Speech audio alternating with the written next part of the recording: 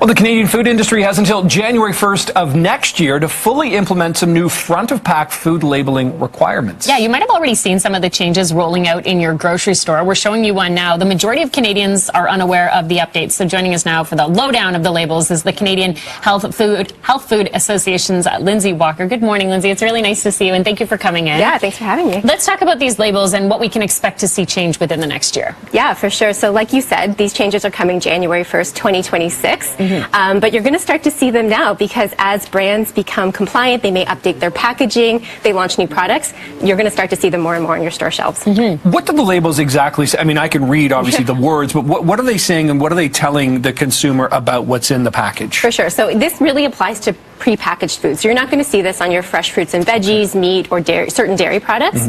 But what it is it's a black and white label, as the name suggests, on the front of a package that indicates whether a product is higher or above a certain threshold of sugar, sodium, or saturated fat. Okay, what is the threshold? How do you decide? 15% of your daily value. So that might not mean a lot to certain people, but again, this is a really quick and easy tool to identify if something is high in those three particular nutrients. Lynsey, you basically said that they have until basically a year or 11 months at this point to get in order here. What are you, like, these look like sort of early adopters here? Is that a fair way to put it? What are you noticing about how quickly some companies are going where others might be taking their time? Yeah, like I said, as brands do launch new products or they update their packaging or they just work towards that compliance date, that's where you're really going to start to see these symbols come online. But I do want to say, like, it's a great tool. It's a really exciting tool. It was really born to help to make Canadians make healthier choices, to also increase transparency in food marketing. But it really only tells one side of the story, especially when it is on something like a healthier for you food.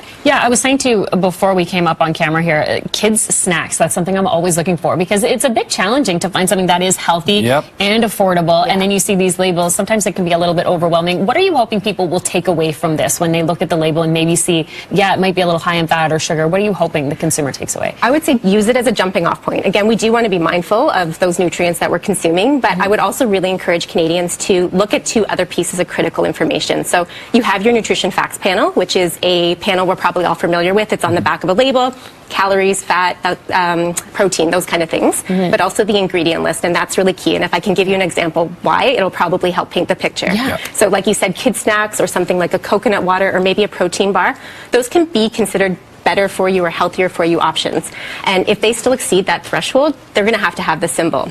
But if you read that ingredient list, what you're going to find is maybe an example of coconut water. It's coming from the sugar would be coming from the fruit itself, or like in the protein bar. Sugar, Exactly. It may be sweetened with honey or dates, which we know to be more healthy than the ultra refined white sugar. So the ingredient list can really tell you a lot about what's in that product. And you know, our diets are so personal. We all have different needs and things like that, but we should all be really focused on more minimally processed foods. So things with that really short ingredient list, foods you can pronounce. And that's what you typically find in more of those natural, organic, and wellness products. Yeah.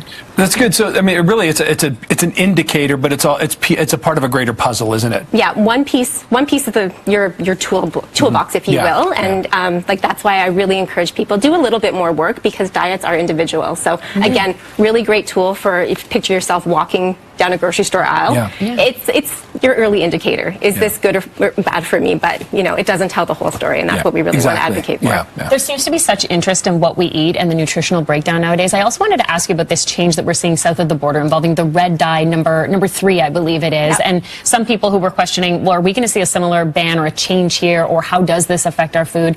Is it okay for us? What can you tell us when it comes to our standards and the use of that? Totally. I think we see it as a really positive step for the U.S. Unfortunately, at this time, Health Canada hasn't signaled that they plan to make the change in Canada.